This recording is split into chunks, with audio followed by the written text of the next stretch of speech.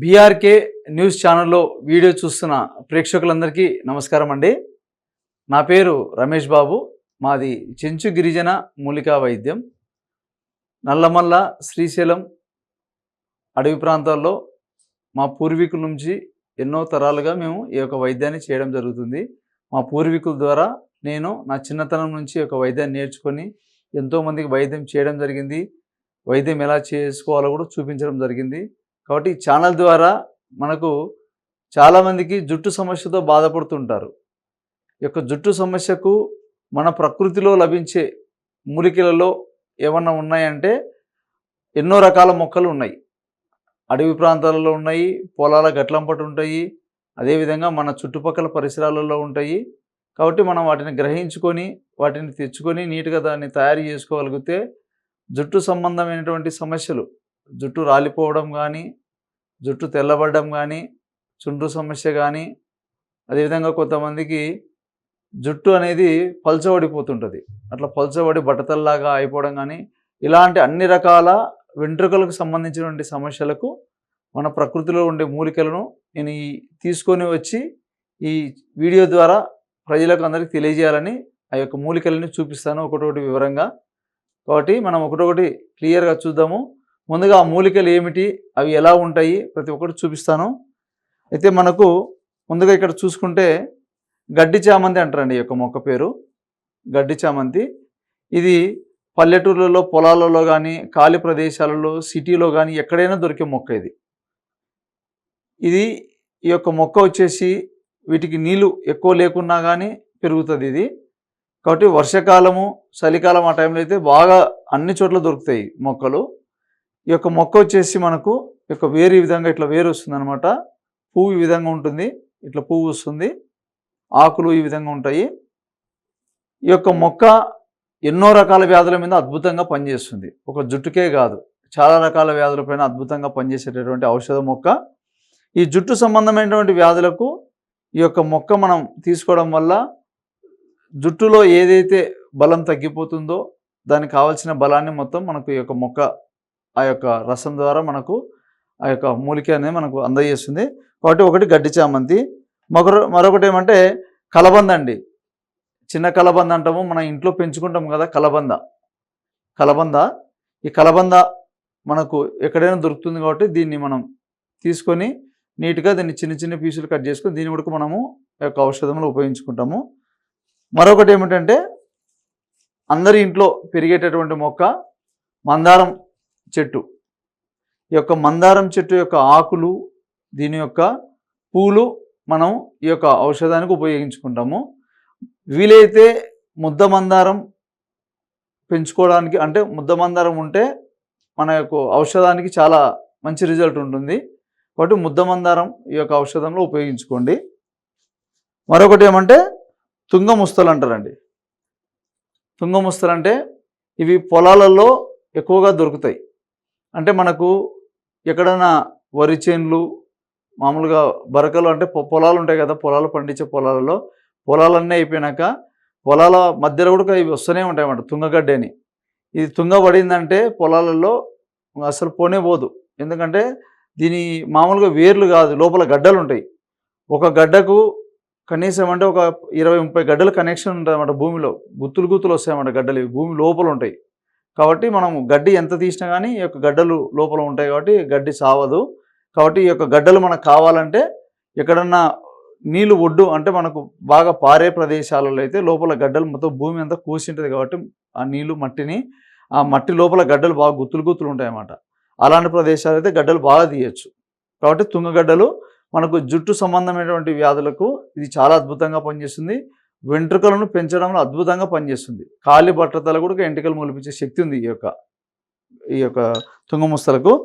అయితే మనము ఈ యొక్క మూలికలు మొత్తం ఒకటొకటి వివరంగా చూపించాను కదా, వీటితో మనం ఔషధం ఎలా తయారు చేసుకోవాలని చెప్తాను.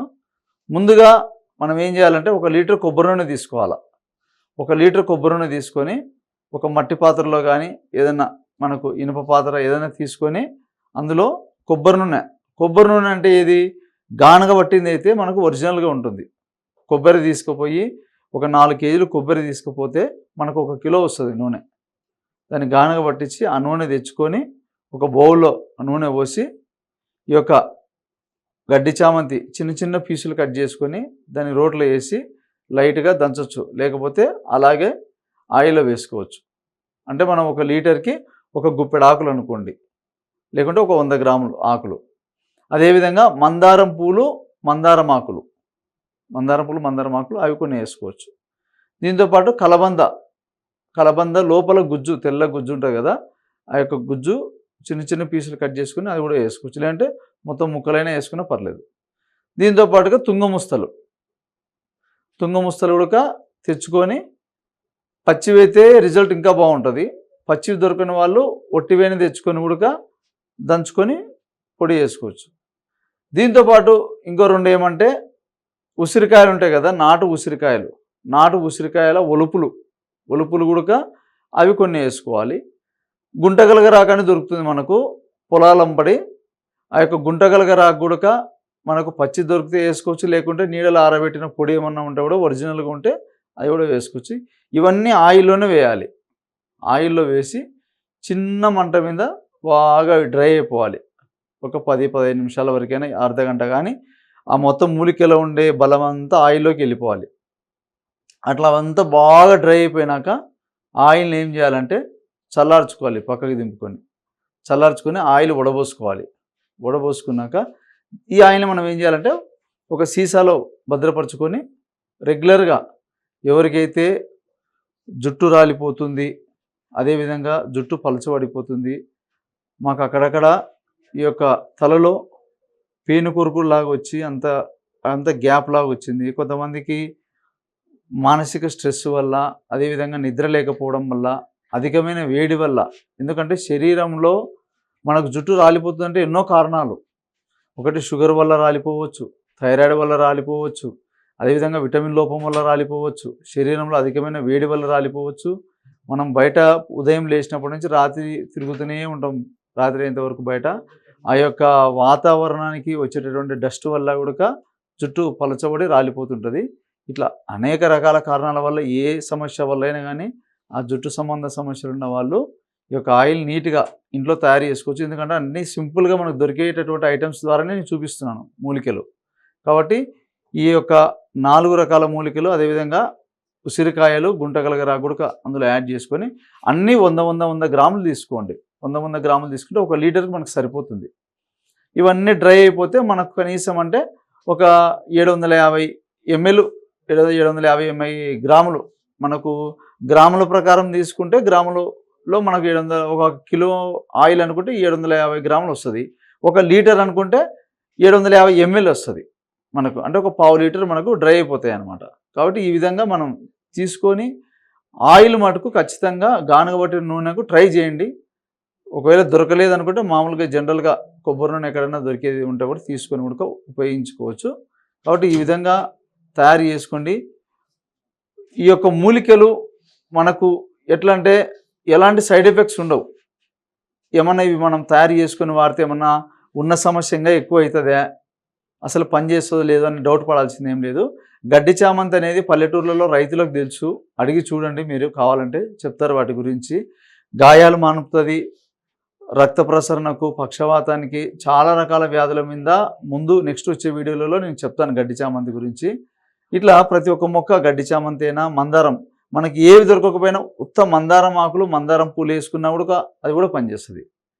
దాంతోపాటు కలబంద, ఇట్లా అన్ని మనకు ఇంపార్టెంట్ అయిన మూలికలే మనం వేస్తున్నాం. కాబట్టి నీట్గా చెప్పిన ప్రకారంగా తయారు చేసుకొని మీరు స్వయాన మీరు ఇంట్లోనే వాడి చూడండి. కాబట్టి అందరికీ అవసరమైనటువంటి యొక్క ఆయిల్ గురించి అందరికీ తెలియజేయాలని ఈ వీడియో ద్వారా మీకు తెలియజేస్తున్నాను. ఏదన్నా మీకు ఈ యొక్క వీడియో గురించి ఏదైనా అర్థం కాకపోయినా, ఏదైనా నాతో మాట్లాడాలన్నా కూడా కాంటాక్ట్ నెంబర్ ఉంటుంది, మీరు ఫోన్ చేసినట్టయితే వివరంగా నేను చెప్తానన్నమాట దాని గురించి. కాబట్టి ఈ యొక్క అవకాశం ఇచ్చిన ప్రేక్షకులందరూ నమస్కారం అండి.